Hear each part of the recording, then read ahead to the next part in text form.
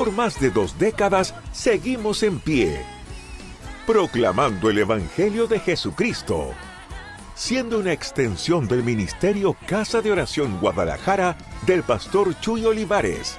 Nos establecimos en el sur de California con el deseo ferviente de hacer la voluntad de Dios. Somos Casa de Oración Fontana, una iglesia donde ministramos a Dios adoración.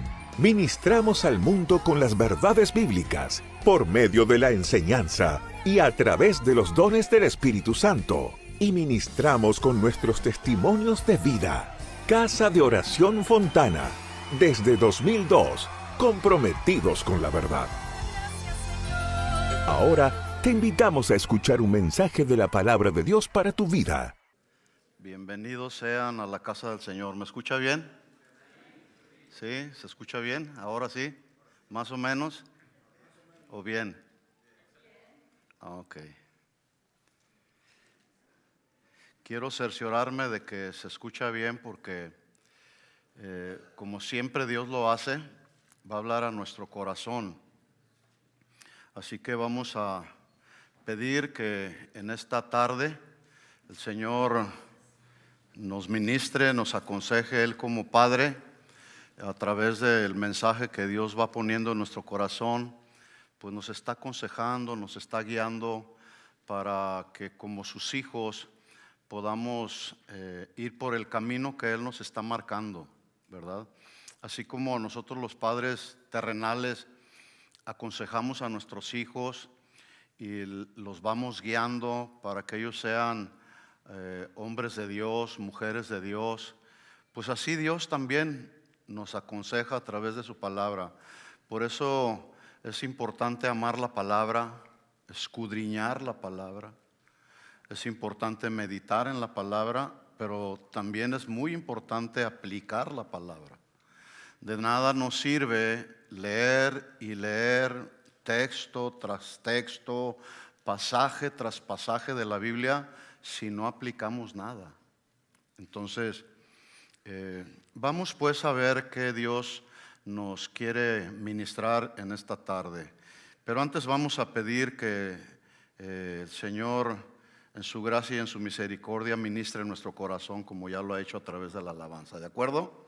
Incline su rostro y vamos a orar. Padre bendito del cielo, pedimos que en esta tarde, Señor, como siempre, desde este momento, desde el primer momento en que abrimos nuestros ojos y vimos la luz de este nuevo día, se manifestó tu gracia, tu bondad y se renovó tu misericordia, Señor.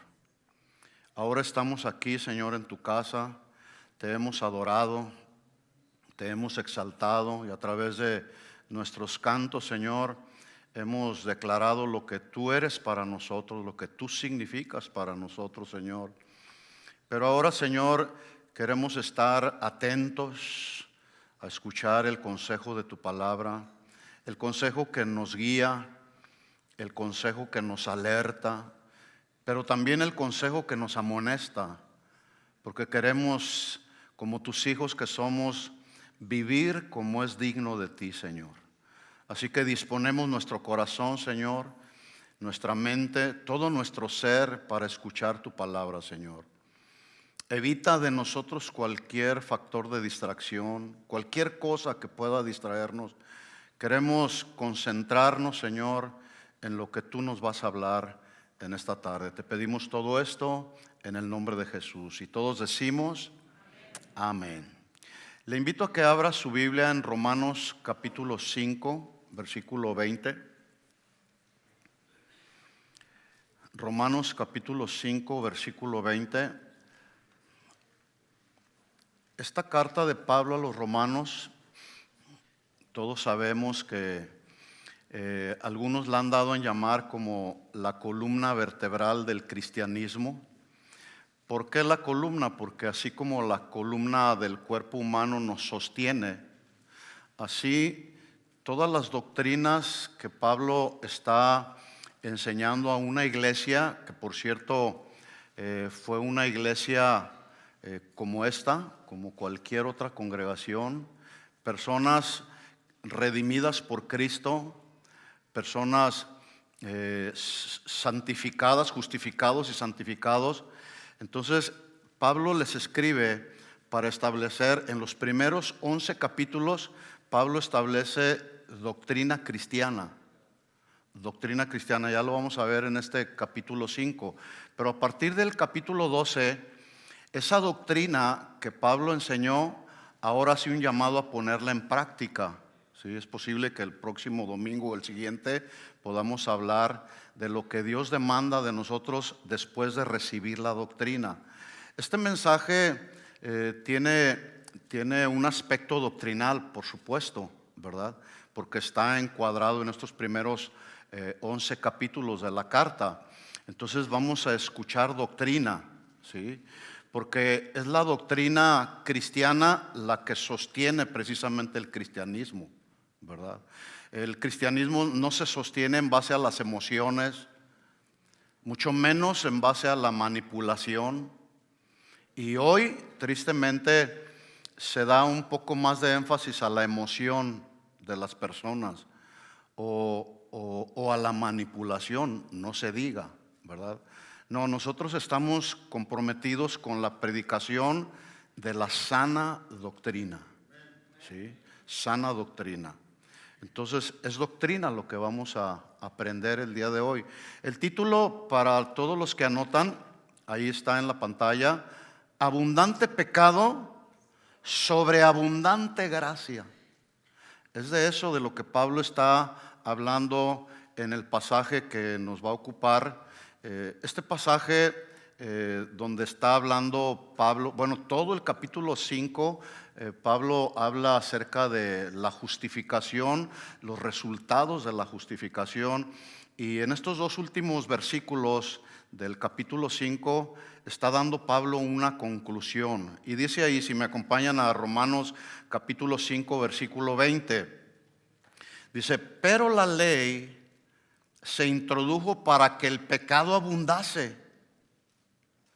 Esto parecerá un poquito contradictorio, pero vamos a tratar de explicarlo. No sé si hoy mismo o en el siguiente mensaje.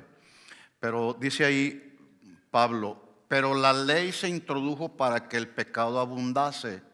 Está hablando, por supuesto, de la ley de Moisés. Y cualquiera de nosotros pudiera pensar que, bueno, la ley se estableció, la ley de Moisés se estableció para que en lugar de que el pecado abundase, se redujera el pecado. Pero no, es todo lo contrario. Ya lo vamos a explicar más adelante. Ahorita no me quiero meter en eso porque es de otra cosa de lo que Dios nos quiere hablar. Entonces, escuchen la siguiente frase que ahora añade Pablo en este versículo 20.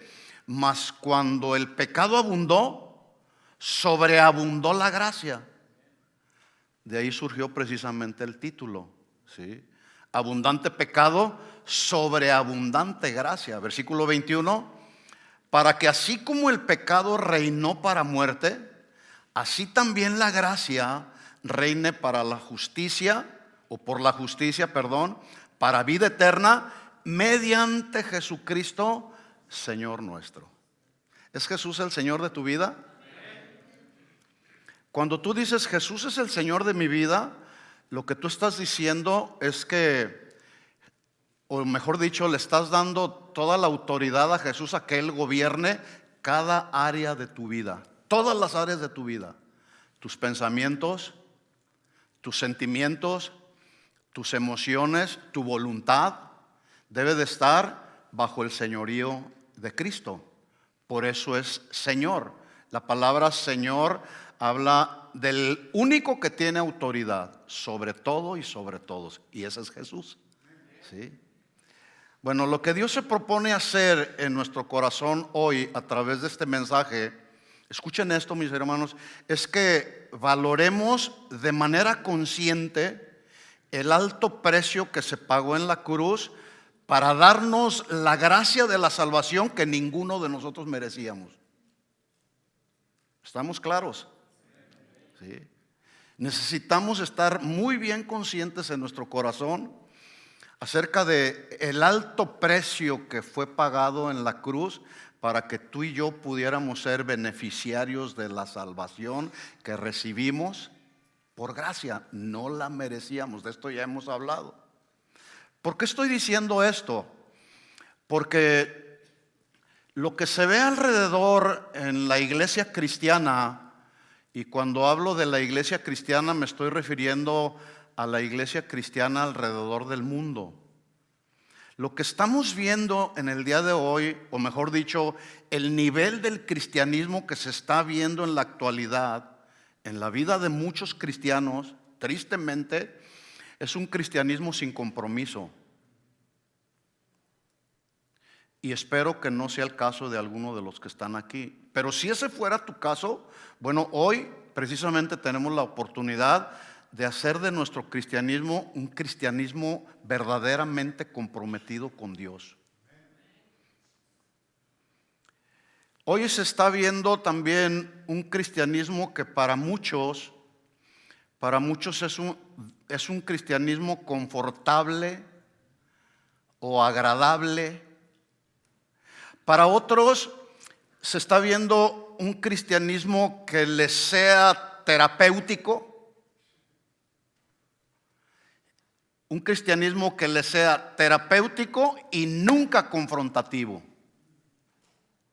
Pero yo no puedo predicar el evangelio y no confrontar con lo que dice el evangelio. Sí se puede, pero no se debe, aquí aclarando mi hermano.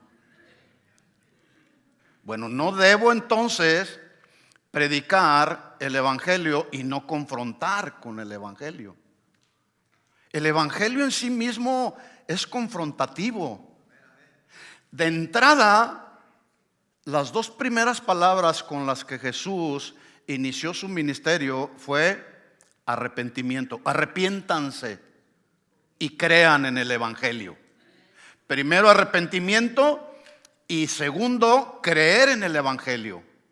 ¿Por qué Jesús hablaba primero del arrepentimiento? Porque necesitamos reconocer a Dios como el creador de todas las cosas. Necesitamos reconocer que había un pleito entre el ser humano caído y el creador de todas las cosas. Había un pleito, pero tenemos que creer que el sacrificio de Jesús en la cruz del Calvario me reconcilia con Dios. Tenemos que creer y arrepentirnos de nuestros pecados. ¿Sí? Sin embargo, lo que estamos viendo entonces alrededor es un cristianismo con un nivel muy pobre, donde las personas hoy creen y mañana ya no. O dicen, hoy sí voy a la iglesia y mañana ya no. A veces hay más compromiso con valga la redundancia, con los compromisos sociales o familiares que con Dios. No. O Dios tiene el primer lugar en tu corazón o no tiene, o tiene el último lugar. Pero lo que la Biblia dice, por eso es que Pablo a los colosenses les dice que Dios es el que tiene la preeminencia. Jesús es el Señor de la iglesia, y Él, en ese sentido, siendo el Señor de la iglesia, debe de tener la preeminencia. La palabra preeminencia no es difícil de definir. Habla de tener el primer lugar. Dios es la máxima autoridad de la iglesia, y como la máxima autoridad de la iglesia, también debe de ser la máxima autoridad en la iglesia, o nosotros que somos la iglesia. Entonces la pregunta sería, ¿Jesús tiene el primer lugar en tu corazón? Y si no tiene el primer lugar, Él no quiere ningún otro lugar. O es el primero o no quiere ninguno. Entonces cuando tenemos a Jesús en primer lugar en nuestro corazón, yo quiero estar con Él. Yo quiero tener comunión con Él. Quiero escudriñar, quiero conocer lo que Él me está mostrando en su palabra. Que cuando nos reunimos como hermanos en Cristo, vengamos con un deseo tan profundo de adorarlo a través de los cantos aprendidos, y no decir, a ver a qué hora se acaba la alabanza, o no me gustaron los cantos que el día de hoy entonaron. Déjame decirte que los cantos no son para ti, son para Él. Para empezar. ¿Sí? Si tú eres un cristiano verdaderamente lleno del fuego del Espíritu Santo, ese fuego se va a ver. Desde tu manera de adorar, desde tu manera de orar, desde tu manera de conducirte, desde tu manera de pensar, se va a ver. El buen fruto se ve, pero también el mal fruto se ve. ¿Sí? Entonces, el cristianismo que se está viviendo en el día de hoy ha hecho que cristianos alrededor del mundo supongan que la gracia de Dios es como una licencia que nos permite vivir la vida sin santidad o como mejor nos parezca. No es así. No es de esa manera. O vivimos en santidad o vivimos en mundanalidad. Y perdóneme que lo diga, pero ese tipo de gracia es una gracia barata. Porque la verdadera gracia de Dios o que Dios proveyó para nosotros, la verdadera gracia que Dios proveyó para nosotros, donde Dios proveyó para nosotros eterna salvación, tuvo un alto precio que es invaluable y que solamente Jesús pudo pagarlo en la cruz. Así que para tan abundante pecado hay sobreabundante gracia. ¿Sí? Ya sabemos que el significado del término gracia, tanto en el hebreo como en el griego, sus definiciones son muy similares. Por ejemplo, en el hebreo la traducción para gracia es favorecer al que no lo merece. En el griego tiene un poquito más de definiciones. Ya mencioné algunas, voy a recordarlas. En griego, gracia significa los regalos que Dios otorga sin merecerlos. También significa las buenas dádivas que provienen de Dios a favor de quienes no hemos hecho nada, de quienes no tenemos mérito alguno para recibirlas, pero Dios nos las da por amor a nosotros.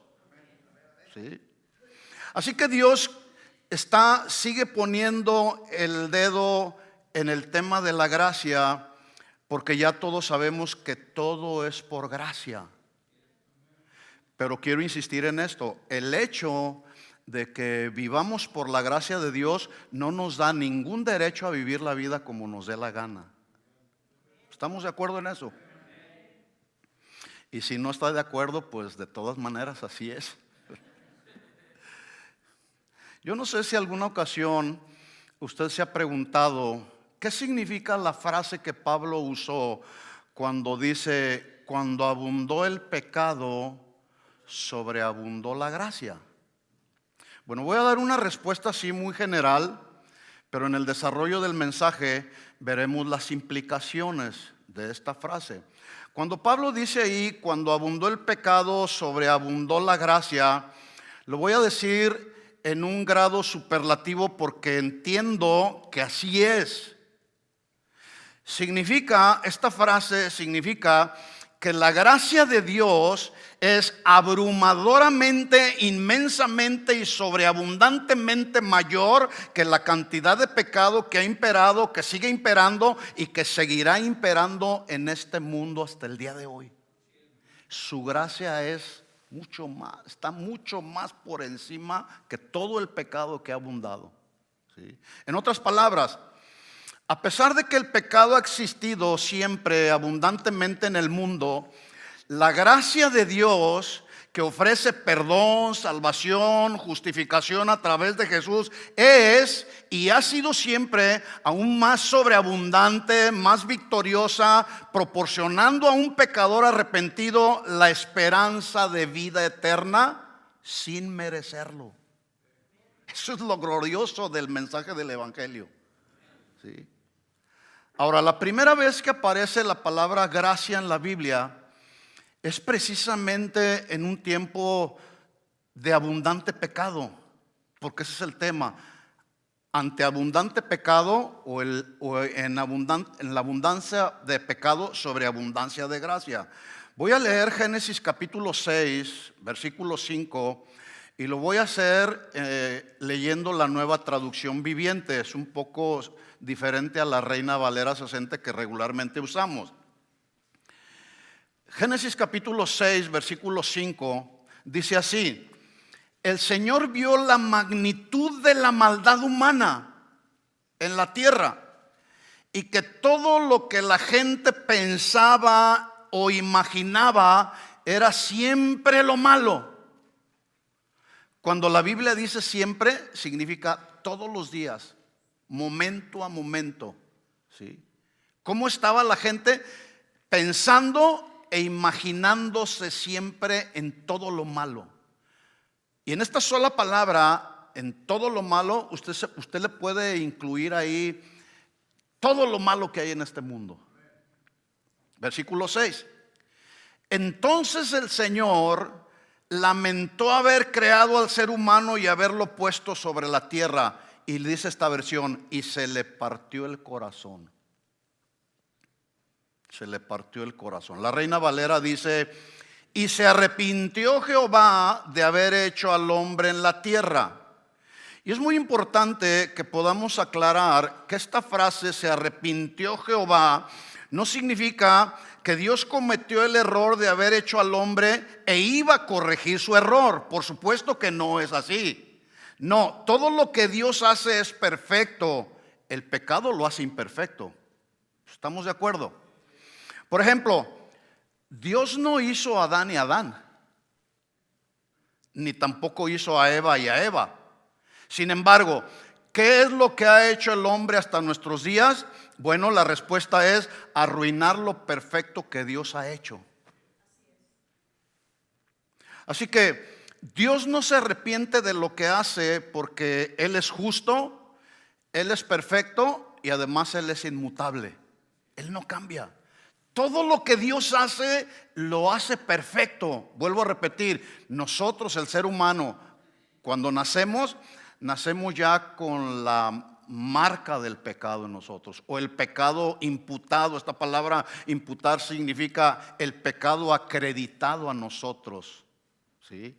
Así que la palabra que se traduce ahí cuando dice que Dios se arrepintió, la palabra esta traducida arrepentirse implica un sentimiento de tristeza, de desconsuelo profundo, porque el corazón del hombre estaba lleno de maldad. Por eso es que en esta versión dice, o la Reina Valera dice, que a Dios le dolió el corazón, o como leímos en la Nueva Traducción Viviente, se le partió el corazón.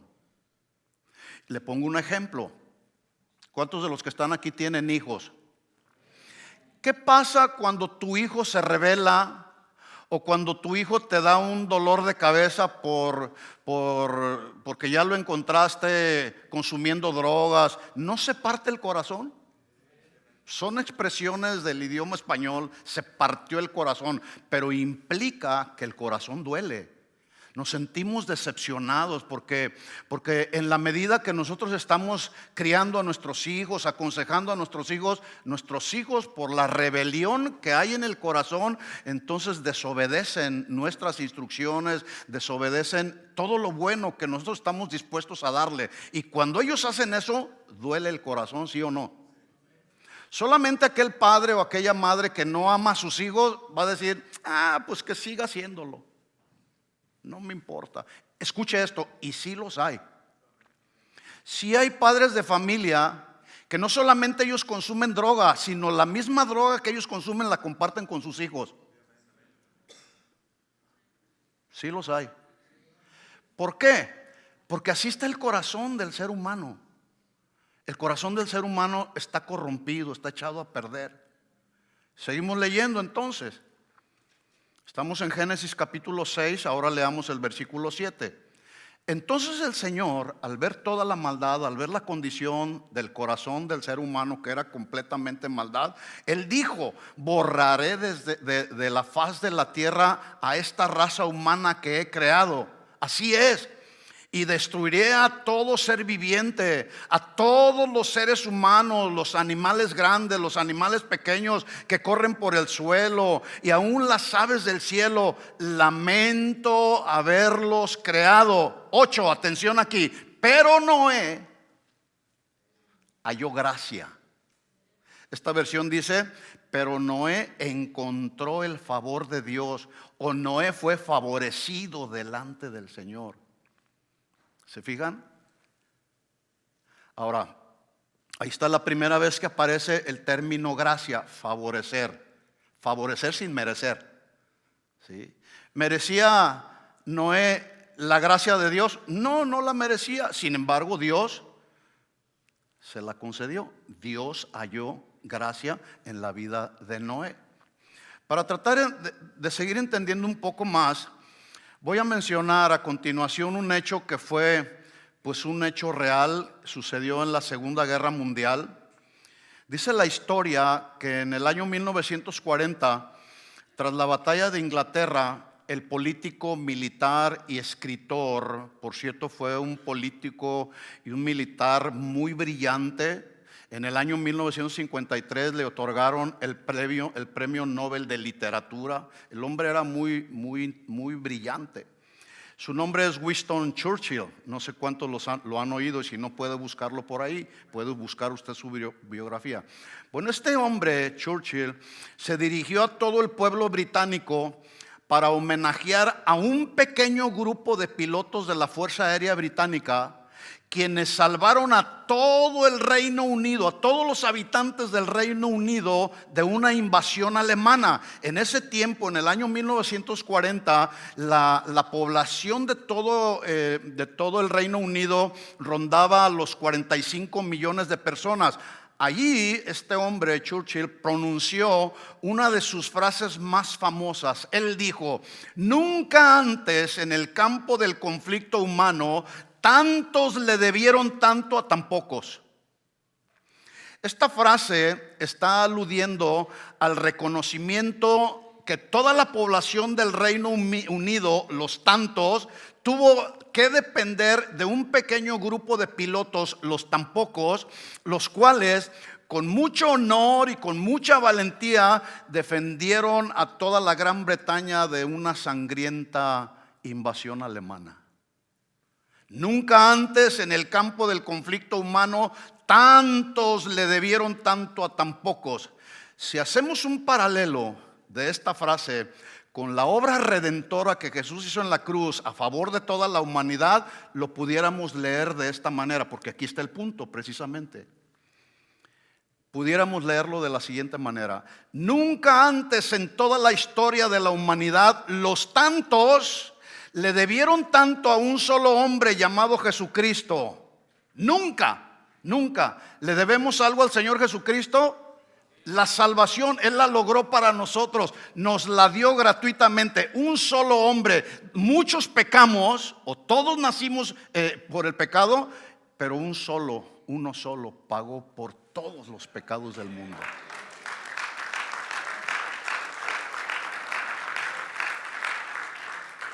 Así que cuando abundó el pecado, dice Pablo, sobreabundó la gracia.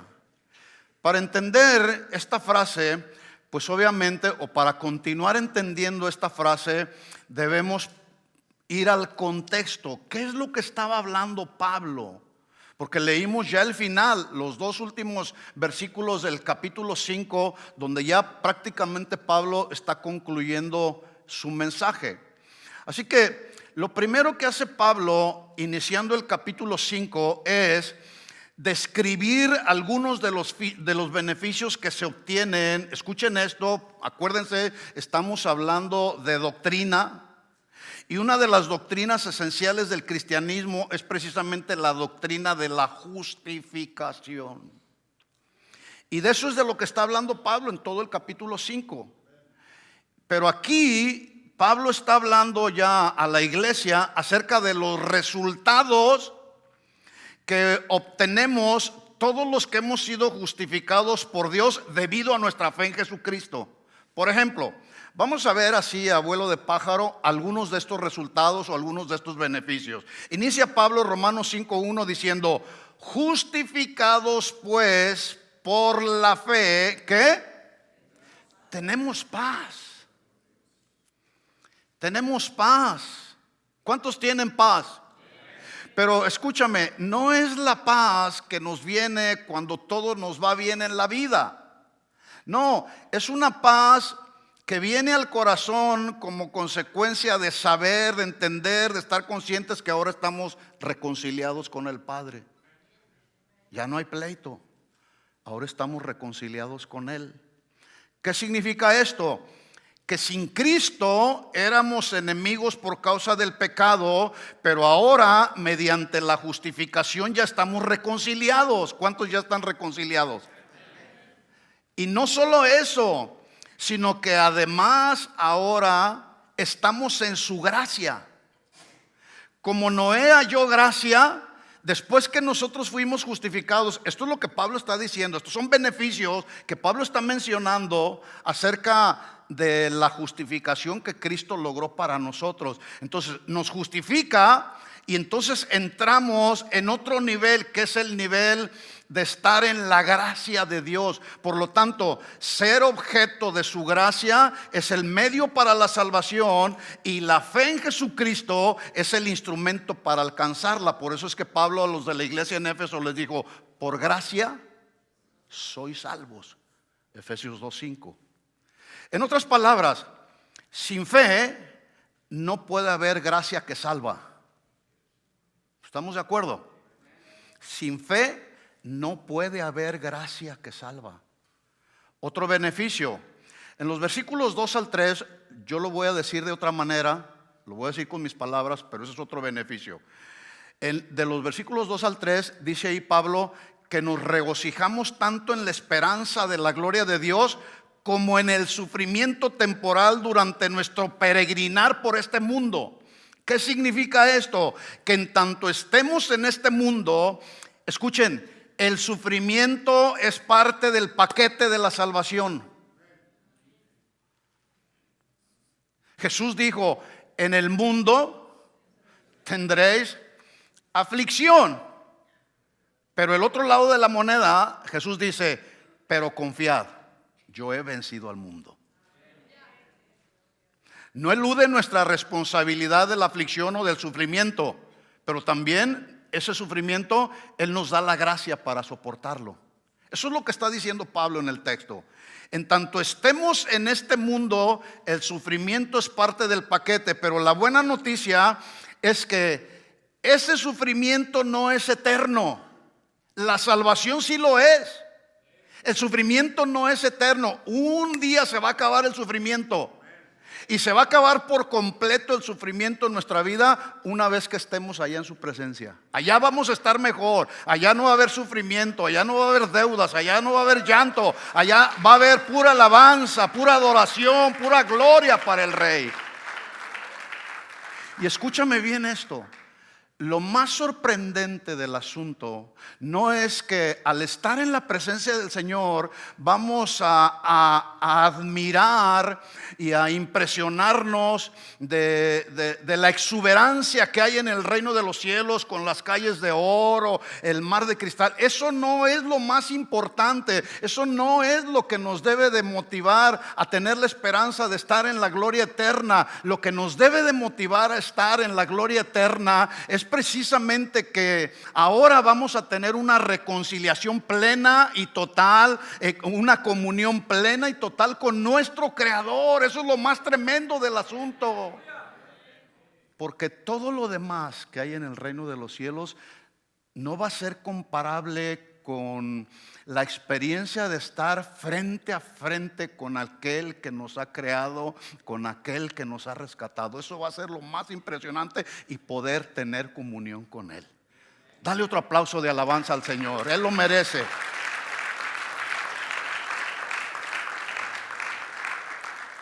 En el versículo 5 viene precisamente esa esperanza, otro beneficio de la justificación, ¿sí?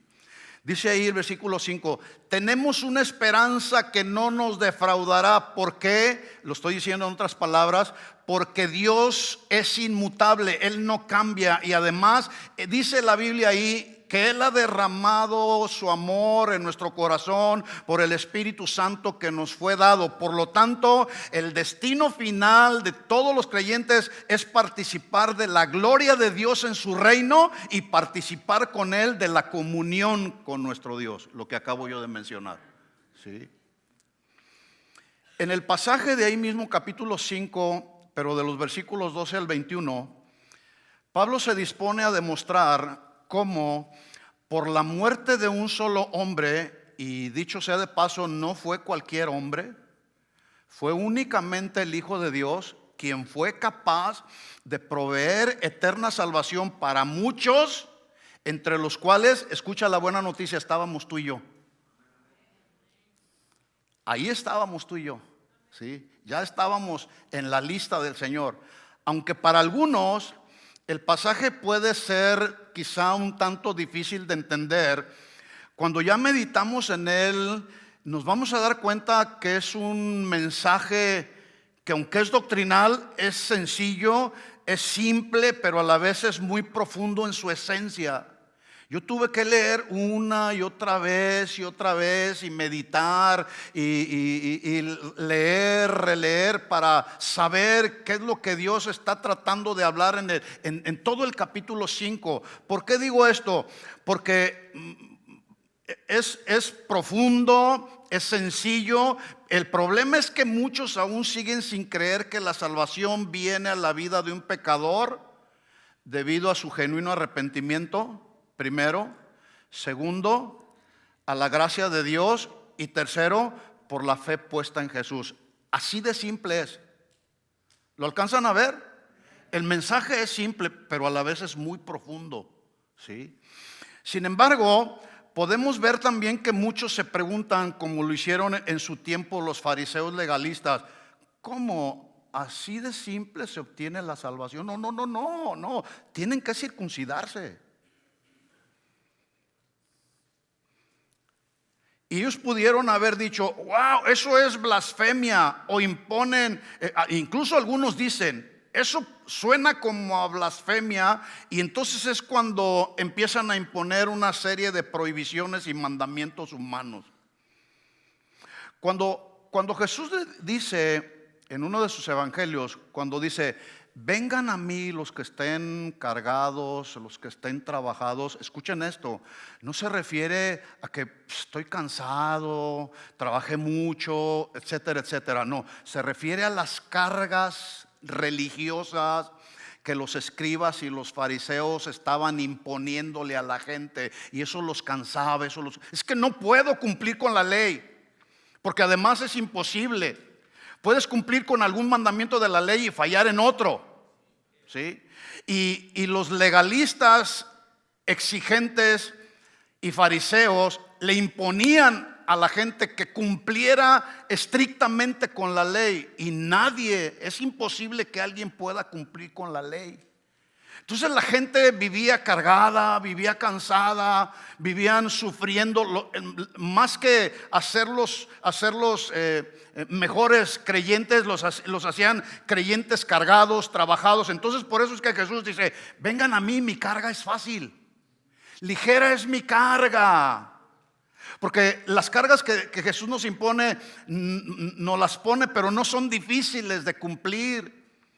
Y para ello nos da de su gracia, precisamente para que podamos caminar en sus mandamientos. Entonces, el día de hoy, como en el tiempo de Jesús, había legalistas que decían, no, tienen que circuncidarse. En el día de hoy otros dicen, tienes que hacer esto y tienes que hacer aquello para obtener la salvación. Algunos movimientos cristianos le dicen a las mujeres, no te maquilles, usa una falda larga. No importa que tengas la lengua larga, pero usa falda larga. Algunos otros dicen, tienes que bautizarte en agua para merecer la salvación. Escuchen esto, mis hermanos, el bautismo en agua no salva, el bautismo en Cristo sí salva, ¿sí? Aceptar a Jesús como Señor y Salvador y someternos a Él, eso sí salva. El bautismo en agua es solamente un testimonio público de tu confesión de fe, pero el bautismo en sí mismo no salva. Bueno, toda esta serie de imposiciones, de reglas, de prohibiciones han creado precisamente que el día de hoy nos encontremos con un cristianismo ligero, con un cristianismo sin compromiso. Gracia, recordemos pues que es el favor que no merecemos. Así que la salvación es por gracia y es por fe, no es de otra manera, por gracia y por fe. Por lo menos eso es lo que dice mi Biblia. Y si no, se lo voy a comprobar. Efesios capítulo 2, versículos 5. Efesios 2, 5, versículos que todos conocemos. Dice Pablo: aún estando nosotros muertos en pecados. ¿Cómo estábamos? Estábamos muertos. ¿Qué hace un muerto? No hace nada. Un muerto no hace nada. Sin embargo, ahí, estando nosotros muertos, dice la segunda parte del texto, que Él nos dio vida juntamente con Cristo. Por gracia sois salvos, y juntamente con Él nos resucitó, y asimismo nos hizo sentar en lugares celestiales con Cristo Jesús. Imagínense esta escena. Ponga en su mente este cuadro. Imagínense un cementerio donde enterraron a cientos de personas y de pronto se abre una tumba y surge una persona ahí. Y luego surge otra. Que fueron personas que al recibir a Jesús como su Señor y Salvador resucitan a una nueva vida en Cristo. Eso fue lo que sucedió con nosotros. Estábamos en una tumba de pecado, ¿sí? Pero el día que tú aceptaste a Jesús como tu Señor y Salvador, dice el texto que fuimos juntamente resucitados con Cristo. Y no solamente eso, Él nos hizo sentar en lugares celestiales. ¿Qué dice el texto? Nos dio vida, nos resucitó, nos sentó en un lugar de honor, y que además nos da el privilegio. Ese lugar de honor nos da el privilegio de tener comunión con nuestro Creador. ¡Qué bendición, hermanos! De eso se trata la vida cristiana, mis hermanos. De eso se trata. Ahora, dice que nos dio vida, nos resucitó, nos sentó en ese lugar de honor, nos dio el privilegio de la comunión. Pregunta: ¿lo merecíamos, sí o no? No, no lo merecíamos. Versículo 7, sigo leyendo. Para mostrar en los siglos venideros las abundantes riquezas de su gracia en su bondad para con nosotros en Cristo Jesús. Porque por gracia sois salvos por medio de la fe. No es de otra manera. Nos tiene que quedar bien claro aquí en nuestro corazón. Voy a recordar hasta aquí lo que ya dije anteriormente. La gracia es el medio de la salvación, y la fe, tu fe y la mía, es el instrumento o como el motor que nos impulsa a agarrarnos de la gracia de Dios, ¿sí? Así que dice Pablo: porque por gracia sois salvos por medio de la fe, y esto no es de vosotros. Escucha, es un regalo de Dios. No por obras, para que nadie se gloríe. No tienes que hacer una buena obra para alcanzar la salvación. Ya Jesús la proveyó para nosotros y fue gratuitamente. Lo único que ahora tú y yo tenemos que hacer es someternos a Él, someternos a su palabra y obedecerlo y caminar en obediencia. Por supuesto, caminar en obediencia trae bendición. Cuando desobedecemos, pues Dios nos va a disciplinar. Dios nos va a amonestar. Así que en el pasaje que estamos estudiando de Romanos 5:12, 12 al 21, Pablo está comparando la obra de Adán con la obra de Cristo, enseñando que el pecado y la muerte vinieron al mundo por causa de la desobediencia de un solo hombre, que es llamado el primer Adán. Por la vida, está haciendo una comparación, la desobediencia del primer Adán, pero la vida y la justificación vinieron también por causa de un hombre que también en la Biblia se conoce como el segundo Adán. ¿Quién es? Jesús. Romanos 5:12 dice: por tanto, como el pecado entró, palabra clave, guárdela ahí, el pecado entró, porque voy a mencionar algo. Como el pecado entró en el mundo por un hombre, y por el pecado la muerte, así la muerte pasó a todos los hombres por cuanto todos pecaron. Yo no sé si alguna ocasión usted se ha preguntado ¿por qué este mundo en el que nos tocó vivir está tan gravemente torcido y de cabeza, viviendo en un grado, lo voy a poner así de esta manera? La gente de este mundo está viviendo en un grado de hiperconfusión moral, considerando acciones correctas como malas y acciones incorrectas como buenas. ¿Se ha dado cuenta de eso? Así está el mundo, ¿sí? A lo bueno le llaman malo y a lo malo le están llamando bueno, ¿sí? A lo malo le llaman bueno, ¿sí? Bueno, este versículo 12 nos da precisamente la respuesta, donde Pablo está resumiendo la historia de la degradación humana en 3 escalones descendentes como estos, ¿sí? Así va la humanidad, o así iba la humanidad, ¿sí? Escalón número 1, dice ahí Pablo: el pecado entró en el mundo. Segundo escalón: por el pecado que entró en el mundo, entró la muerte. Tercer escalón descendente: la muerte se extendió a toda la humanidad. Por eso dice Pablo: por cuanto todos pecaron. Y a lo mejor tú dirás: bueno, yo no hice nada si el que pecó fue Adán, ¿sí? Bueno, quiero decirte que Adán en aquel tiempo es el representante de la humanidad y no hizo una buena representación de nosotros. Pero así como los presidentes de todos los países son los representantes de las personas que fueron parte de ese país, el presidente puede hacer una decisión y tú puedes decir: pues bueno, yo no la decidí, la decidió el presidente. Pues sí, pero es que él es el que tiene la autoridad para hacer esas decisiones, ¿sí? Pero también hay alguien más que nos ha representado, y ese es Jesucristo. Atención aquí, la pregunta es: ¿quién te está representando, el primer Adán o el segundo? Si tú ya naciste de nuevo y estás mostrando frutos de tu nuevo nacimiento, entonces puedes tener la convicción de que a ti te representa Cristo. Y si no, pues te sigue representando Adán, ¿sí? Entonces, el pecado entró en el mundo, por el pecado entró la muerte se extendió a toda la humanidad, y en ese sentido todos nacemos pecadores. Por más bonito que sea el bebé que tú ves ahí que está recién nacido, mis nietos son los nietos más hermosos del mundo, pero en tanto ellos no nazcan de nuevo, seguirán con ese pecado imputado o acreditado de Adán. ¿Estamos claros en eso? Por más hermosos que estén, ¿sí?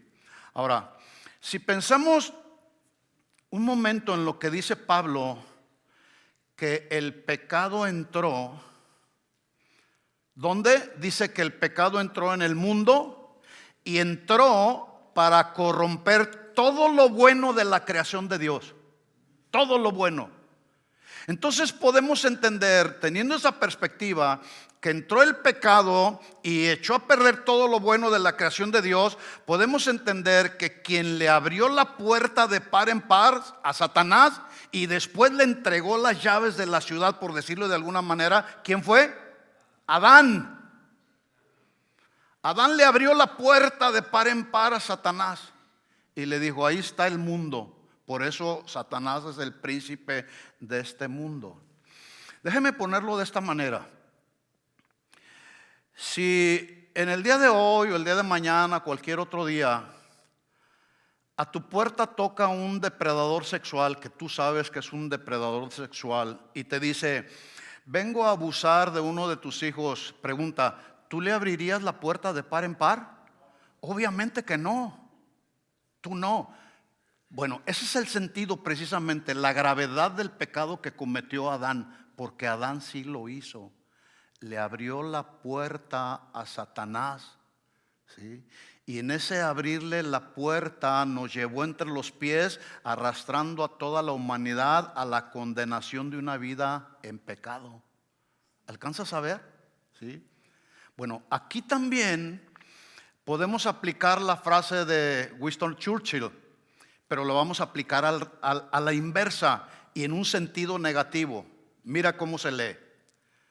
Nunca antes en la historia de la humanidad un solo hombre, Adán, le debió tanto a los tantos, toda la humanidad, que por causa de su pecado de desobediencia llevó a la desgracia a los tantos, que representamos toda la humanidad. ¿Sí lo entendieron? Sí. Nos llevó a una vida de desgracia. Ahora, el concepto de una vida de desgracia, aunque fonéticamente se escucha fuerte, no elude la realidad,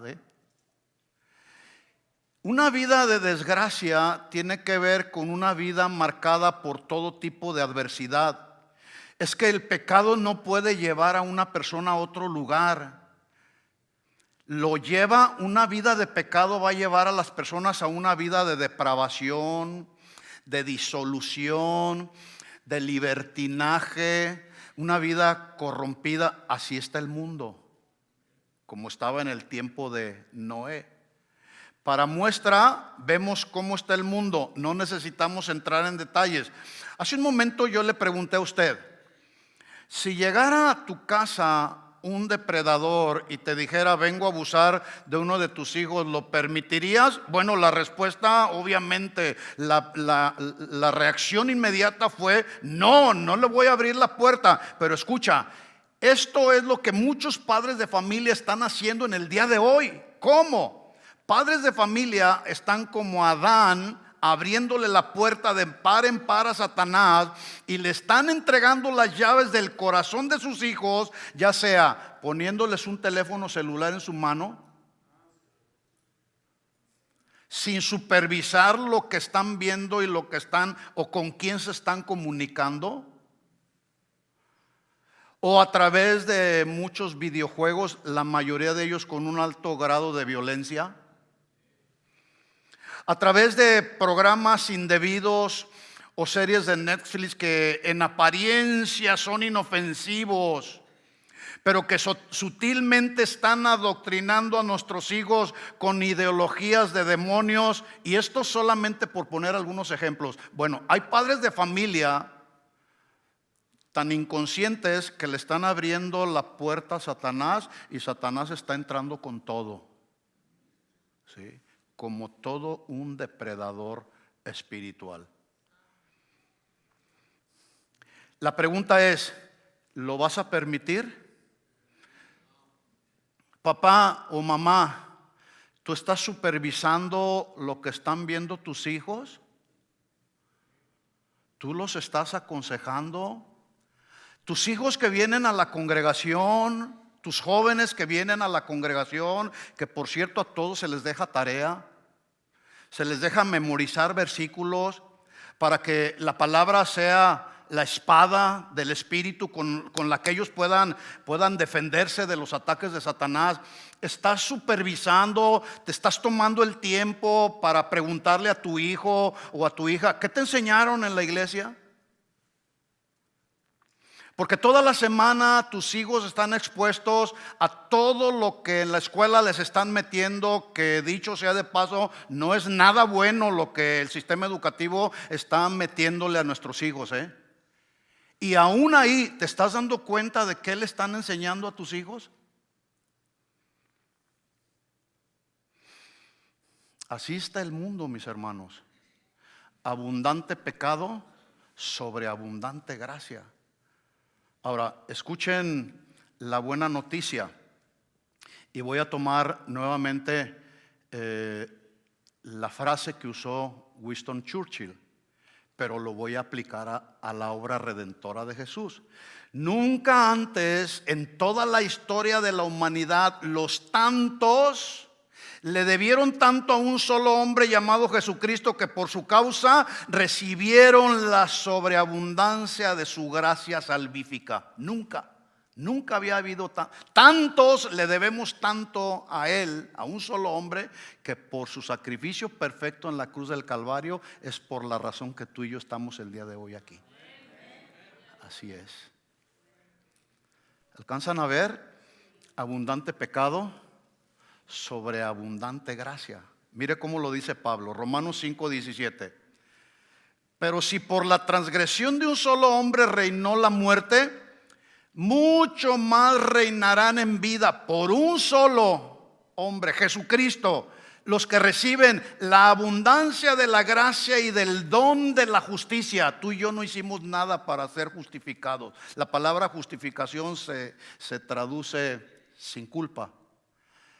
Tu culpa fue quitada, tu deuda fue pagada por Jesucristo. Amén. Versículo 18.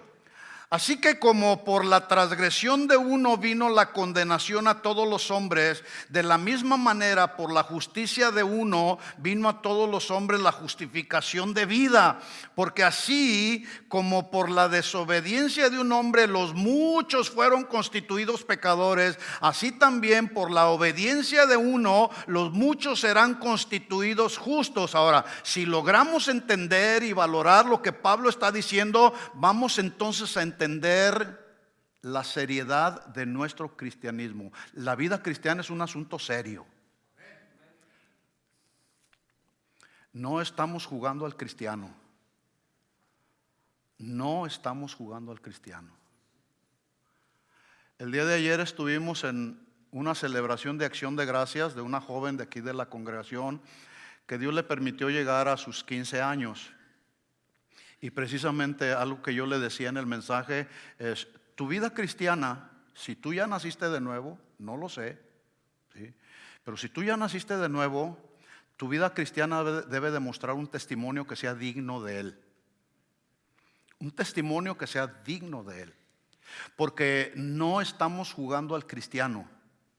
Ser cristiano, ya lo he dicho antes, y esto es lo que significa ser cristiano: es vivir a Cristo o vivir de acuerdo al ejemplo de Cristo. Si nuestra vida cristiana no está viviendo de acuerdo al ejemplo de Cristo, entonces se pone en tela de dudas si realmente ya nacimos de nuevo. ¿Sí?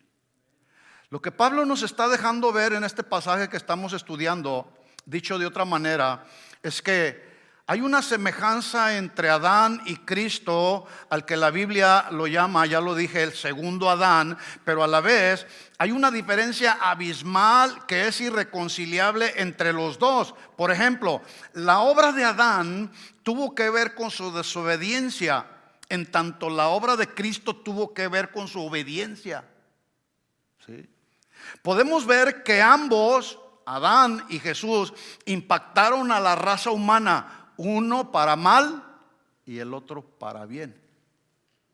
Podemos ver también entre Adán y Cristo, uno trajo desgracia y otro manifestó su sobreabundante gracia.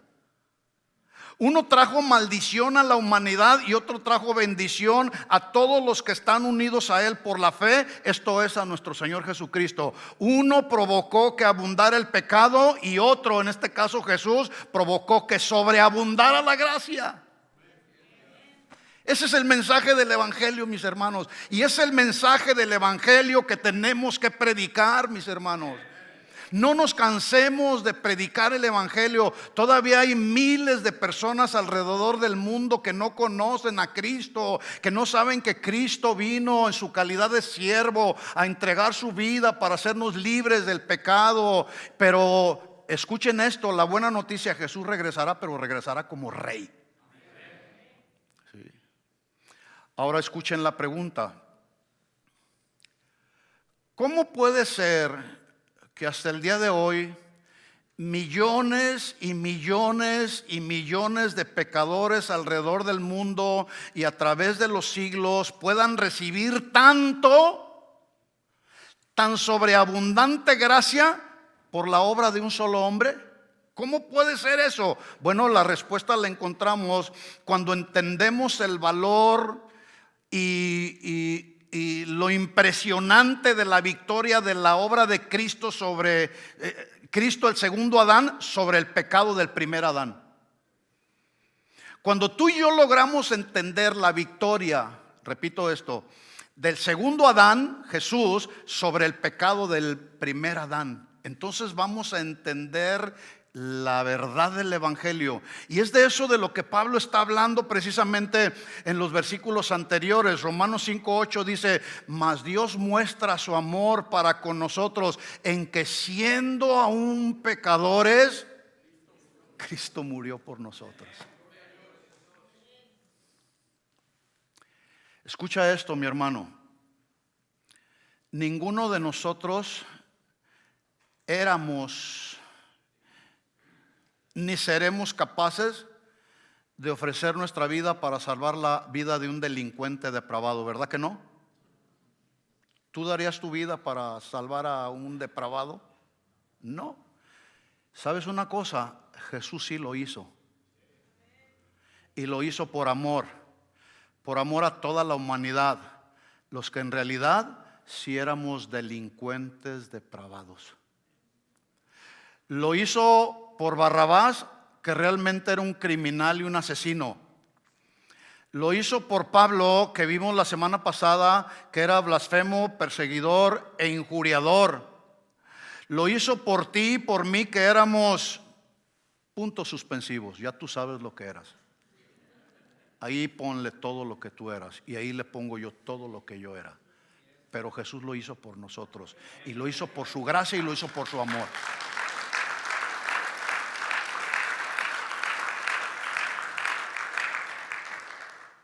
Entender esta doctrina de la justificación, de la manera como lo estamos aprendiendo. Cuando yo estaba leyendo todo esto, mis fusibles espirituales como que se fundieron. ¿Sí? Ahora, si el versículo 8 que yo acabo de leer no te fundió los fusibles, el 9 sí lo hará. Vuelvo a leer el 8 para conectarnos. Dice: mas Dios muestra su amor. Estoy en Romanos capítulo 5 versículo 8. Muestra su amor para con nosotros en que siendo pecadores, Cristo sí murió por nosotros, aunque éramos pecadores. Versículo 9. Pues mucho más, estando ya justificados en su sangre, por él seremos salvos de la ira. El término sangre en el Nuevo Testamento se usa para describir así de una manera gráfica una muerte violenta. Todos sabemos, porque la Biblia lo establece, que Cristo tuvo una muerte sumamente sangrienta y violenta. Solo para darnos una idea, déjenme comentarle lo siguiente. El instrumento con el que azotaron a Jesús fue un látigo romano llamado flagelo. Este látigo estaba hecho de tiras de cuero, y en las puntas, algunos de esos látigos tenían metal, algunos otros tenían un hueso muy bien afilado atado a sus extremos, y cada azote que le daban a Cristo se le incrustaba en la espalda, y cuando el verdugo lo arrastraba, le arrancaba los pedazos de su carne. Aunque la Biblia no especifica el número de azotes que recibió Jesús, los estudiosos afirman que no solo debido a la intensidad del sufrimiento, sino debido a que los romanos no estaban obligados a seguir la ley judía, que establecía solamente 39 azotes, se cree que Jesús recibió entre 100 y 150 azotes. Se cree también que debido a tanto azote que recibió Jesús, en algún momento le pudo haber provocado lo que se conoce en medicina como un shock hipovolémico. ¿Qué es esto?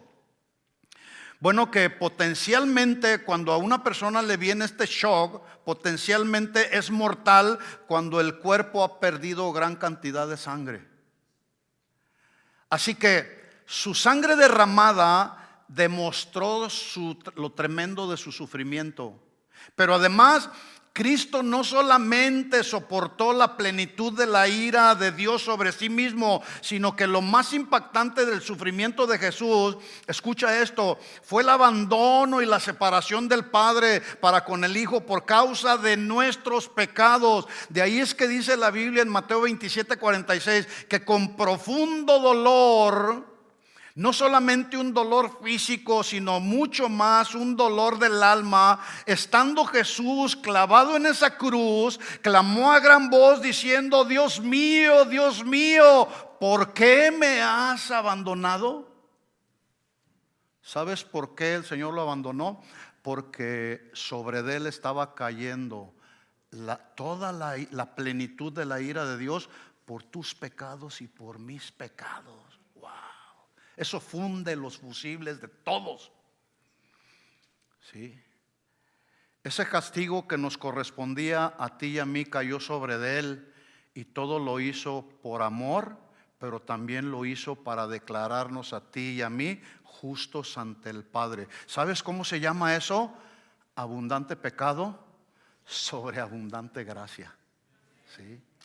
Termina Pablo esta sección. Dale el aplauso al Señor, fuerte para él. Dice Pablo en Romanos 5:10: porque si siendo enemigos fuimos reconciliados con Dios por la muerte de su Hijo, mucho más estando reconciliados seremos salvos por su vida. Y no solo esto, sino que también nos gloriamos en Dios por el Señor nuestro Jesucristo, por quienes hemos recibido ahora la reconciliación. Ahora, todos sabemos, porque lo vemos, que hay abundancia de pecado en el mundo que debemos desechar. Abundancia de pecado en el mundo que tú y yo, como hijos de Dios, debemos desechar. Debemos renunciar a eso. No debemos envolvernos. Santiago lo menciona de la siguiente manera. Santiago lo menciona como abundancia de malicia. Santiago 1:21 dice: por lo cual, desechando toda inmundicia y abundancia de malicia. El concepto de malicia en la Biblia, como dice Santiago, que es el que debemos de desechar, debemos despreciar, debemos eliminarlo. Escucha esto: tiene que ver con la inclinación intencional de hacer mal, de dañar a otros, con el propósito de destruir su testimonio, el testimonio de una persona o de varias personas. Y para eso, este concepto de maldad, para eso, quien tiene la intención de dañar a alguien hace uso del chisme, de la murmuración, de la falsa calumnia y muchas otras cosas más. Pero dice Santiago que debemos desechar esa abundancia de maldad. ¿Quiénes? Nosotros los cristianos, porque nosotros ya no debemos actuar de la manera como actuábamos cuando estábamos en el mundo, que si alguien te hace daño vas a buscar la oportunidad para vengarte. No, dice Santiago aquí, desechando la abundancia de malicia. Dejémosle la justicia al Señor. Así que dice Santiago 1:21: por lo cual, desechando toda inmundicia y abundancia de malicia.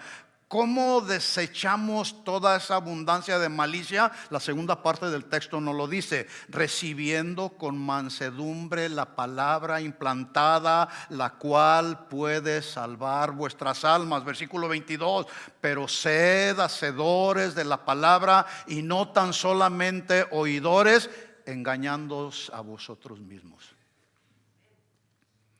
Yo espero, el deseo de mi corazón y mi oración es que el Espíritu Santo esté hablando a tu corazón. ¿Sí? Para que esta palabra no sea una palabra que quede solamente en el intelecto, que realmente sea una palabra que pueda transformar tu corazón. ¿Sí? La palabra no solamente nos informa, la palabra nos debe de transformar, ¿sí?, nuestras conductas. Así que, para concluir, si ya sabemos que hay abundancia de pecado en el mundo, pero a la vez hay sobreabundancia de gracia en Cristo, Romanos 5:20 dice: pero la ley se introdujo para que el pecado abundase, mas cuando el pecado abundó, sobreabundó la gracia, para que así como el pecado reinó para muerte, así también la gracia reine por la justicia para vida eterna mediante Jesucristo. Así que el fin del discurso hablado es este: abundancia de pecado, sobreabundancia de gracia. ¿Entendió el mensaje? Así de simple es el mensaje del Evangelio. Nosotros lo hacemos complicado. Amén. Les voy a invitar a que se pongan de pie. Cierra tus ojos, no hemos terminado, todavía no hemos terminado. Por lo tanto, le pido que nadie se mueva, porque vamos a cerrar este momento dándole una respuesta al Señor. ¿Sí? De manera intencional, yo quiero que tú puedas, a la luz de tu testimonio, a la luz de tu caminar cristiano, intencionalmente tú puedas responder: ¿quién es mi representante en el día de hoy? ¿El primer Adán o el segundo Adán, Jesucristo? ¿Quién te representa? ¿El primer Adán o el segundo Adán? Oremos. Señor, en el nombre de Jesús, solamente en ti encontramos gracia, misericordia, bondad. Eres Dios de toda majestad. Eres el Dios que trajo para nosotros sobreabundante gracia. Estamos agradecidos contigo, Señor. Y eso nos debe de llevar, Señor, a vivir humillados delante de tu presencia, a vivir profundamente agradecidos contigo, Señor, por la gracia inmerecida que tú has provisto para nosotros, Señor. Padre bendito, Dios de misericordia, Dios de fortaleza, ayúdanos. Ayúdanos, tú lo diste todo por nosotros, Señor. Y cuántas veces nosotros te damos las migajas, Señor. Perdónanos, oh Dios, perdónanos. Perdona nuestra negligencia, perdona nuestra falta de compromiso, Señor. Queremos vivir en santidad para ti, porque escrito está: sed santos porque yo soy santo, dice el Señor. Oh Dios, aquí está nuestra vida. Aquí está nuestra vida rendida a ti, Señor. Como cantábamos hace un momento, ¿qué te podemos dar, Señor? Solamente nuestro corazón, Señor. Que mi corazón rendido a ti sea, Señor, la melodía que tú quieres escuchar, Señor.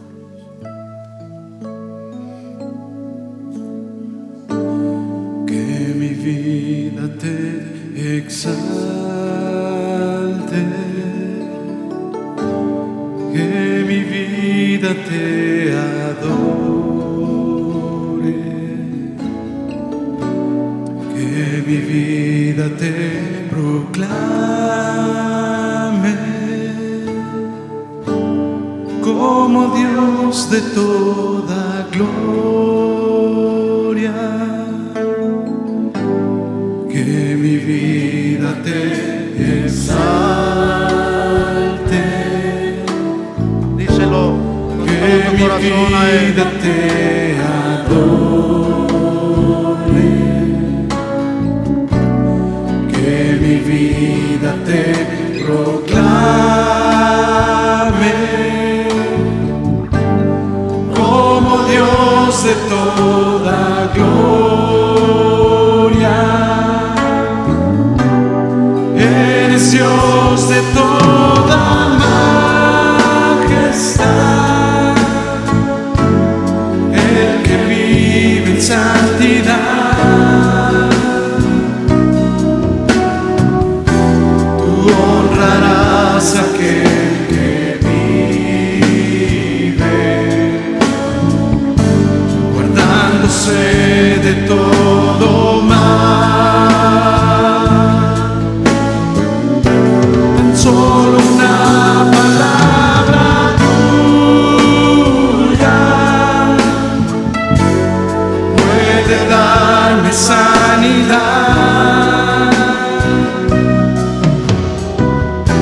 Tan solo una palabra tuya puede calmar la tempestad. Señor, que nuestra vida te exalte. Díselo con todo el corazón. Que mi vida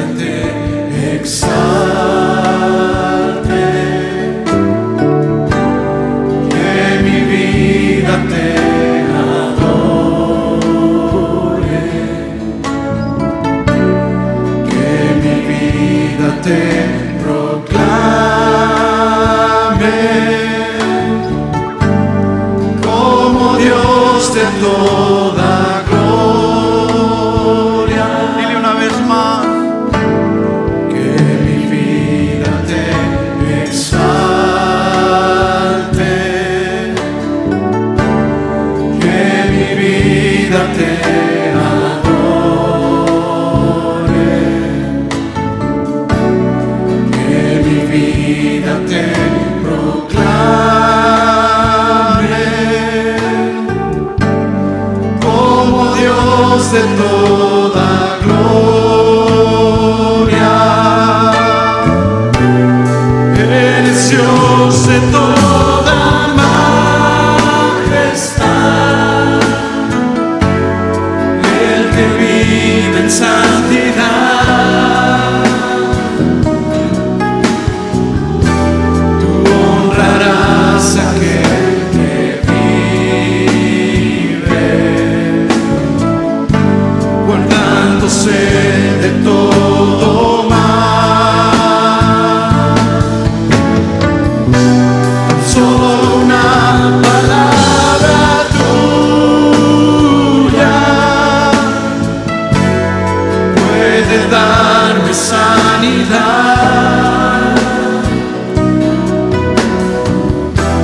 Tan solo una palabra tuya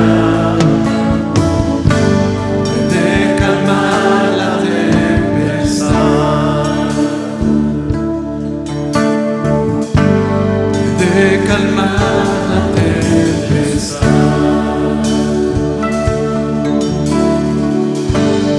puede calmar la tempestad.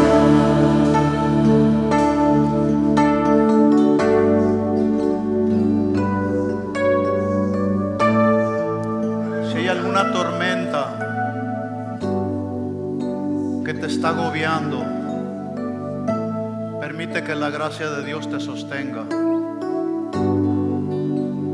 Si hay algo que te ha turbado en estos días, en estas últimas semanas, angustia, desesperación, acércate a Jesús, ve a la cruz y humíllate en su presencia y permite que Él extienda su brazo y te dé de su gracia, de su bondad y de su misericordia.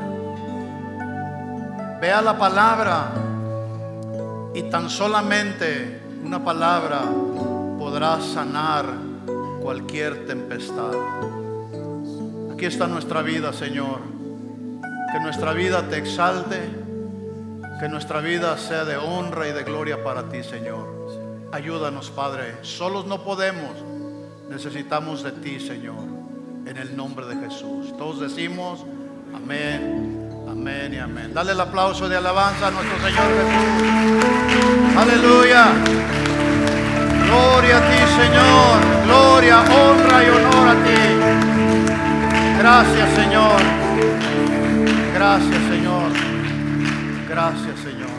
Vámonos con esta palabra en nuestro corazón y procuremos vivirla, mis hermanos. ¿De acuerdo?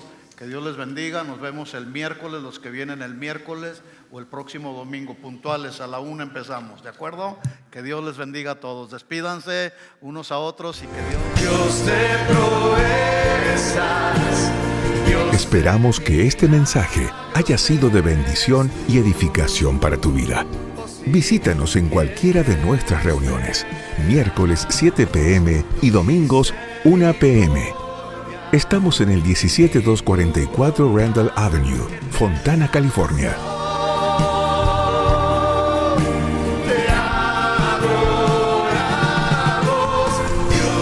Síguenos en nuestras redes sociales y también puedes encontrar todas nuestras actividades, información y mucho material para tu crecimiento espiritual a través de nuestro sitio web.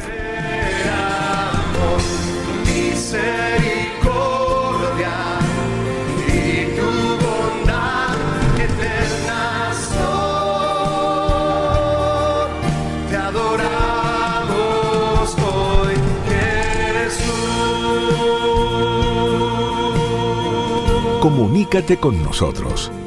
Casa de Oración Fontana. Estamos para servirte. Levantamos tu nombre.